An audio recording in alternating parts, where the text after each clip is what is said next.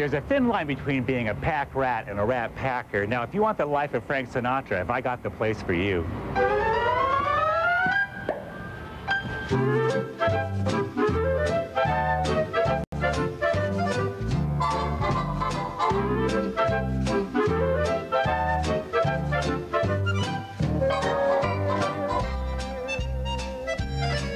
I think you can buy useful things for your home that also have style. Yeah. Like you don't have to, oh, I need a I need a set of mixing bowls. And if you're going to go spend, $30 to $50 on a set of mixing bowls anyway, you might as well get some really groovy ones that really kind of express your personality. That's definitely a thought behind home ec, is being useful and economical to the point that it was well made, it's still around, it still works 50 years later, and it just has more style to it and more design. So, Buttercup, where do you find all these wonderful things? Well, my favorite way is people bring it in. People bring it to me. It's a whole other full-time job out looking for it. So I like to be here and playing and arranging.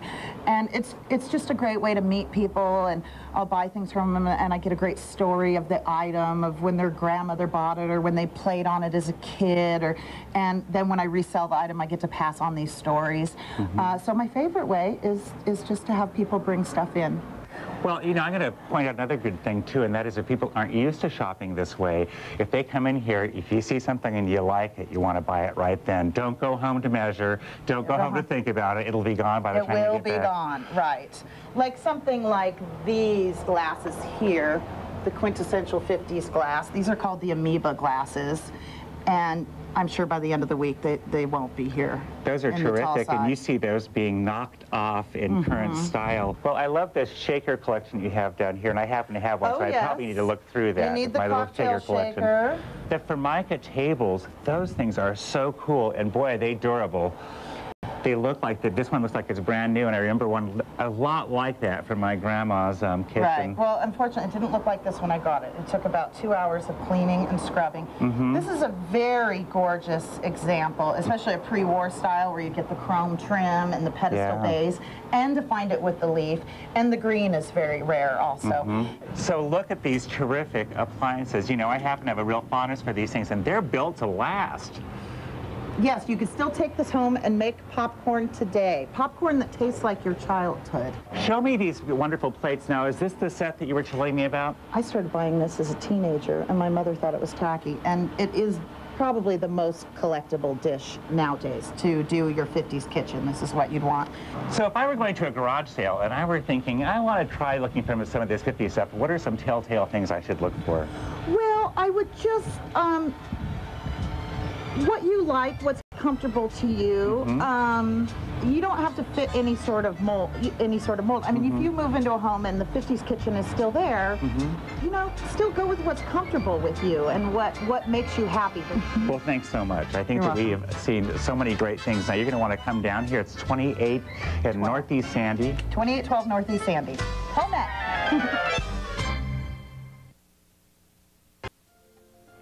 Hi, this is Gary Germer. I am out at Star's Antique Malls out in the Portland Westmoreland district, which is just kind of north of Selwood. If you go across the Selwood Bridge and turn left onto 13th, come around, it's at the corner of Milwaukee Avenue and Bybee. There are 3 antique malls, 30,000 square feet of antiques and collectibles, and it is a decorator's dream. And if you're ever looking for something to do or you have family who loves to antiquing, this is the place to start, to go through these malls. And if you still haven't found what you want, well, they'll help direct you from there. We were looking in the earlier segment about more traditional antiques. I'm with Brent, one of the owners here. And Brent, you guys, I know you collect more American primitive and that's American. what I love. That's your particular. Yeah. And we look here, and to me, this is more of the country primitive. How hot is that? Is that still a decorating trend that you see? It still is a decorating trend. That's been around for 25 to 30 years. It's evolved like lots of decorating trends and ideas, but we do a tremendous business in things for the decorating area of country. Well, if we look over here, we have the glassware. You don't have necessarily something that's totally out of someone's price range. You can put a collection together rather inexpensively. I want to look at the table here. For instance, I noticed you have these clocks I mean, that's kind of an interesting idea. People are buying these old alarm clocks. Absolutely. They've become a very hot decorating collectible. Remember, 3 or more is a collection. And when you mass things together, that is a wonderful design concept. Yeah. So, and what's fun about the decorating, especially buying things here at Stars, is you can do it inexpensively and creatively. And I think when you do it cheaper, your creative juices come into play. Yeah, and you're not so much afraid of making a mistake. Absolutely. As opposed to buying thousands of dollars. And the same thing with your white potteries. I love the whites and blues and the different shades of white they have here. But again, this pottery, you have the expensive potteries. I've seen it in cases here also that are real out, like the Roseville and the Rookwoods and things like that. But what we have here is more, what, the florist pottery. And yeah, most of this is like Floraline, McCoy, those types of pottery. Remember, it's a look. You know, you're looking at white matte pottery. It's still a very hot collectible as well as a decorating. You know, you can buy one of these pots for $10 to $15 to $20. So you could have a starting collection for under $100, even $50 in certain things.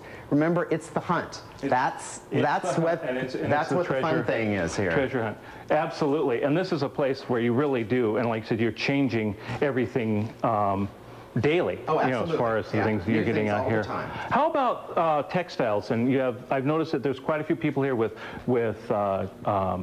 linens and clothes and quilts and things like that. Still interested? Yeah, we still do a tremendous volume and tremendous business with textiles. Again, women, you know, that's who shop with us. We've got a great core of guy shoppers, but women love to come here for the textiles. Women and shopping like that. There is absolutely everything. It's hard to put it into these short segments, all the different things that we have here and have for sale, and the help that you would get here in helping with your decorative decorating in your home of things like that. I wanted to mention too, once again, that they're open 11 to 5, correct? 11 to 6. 11 to 6. Why don't you tell the people, 11 to 6? 11 to 6 Monday through Saturday, and 12 to 5 on Sunday. And we're open almost every day throughout the year, but we do close on Christmas and Thanksgiving. Take those days off. Yeah. Thanks for having us out. It's been great. Thank you, Gary. Really, come down if you can, as soon as you can. Absolutely, Gary. And Gary, I want that pink flamingo. It's yours. Okay. For you. I'm friends Buy with it these for people. me. Buy it for me and I'll pay you. Thanks a lot. As long as it's plastic. I want it. Still to come in Good Day Lifestyles, we're going to take another look at the 7-day forecast, and we'll be right back after this break, so don't go away.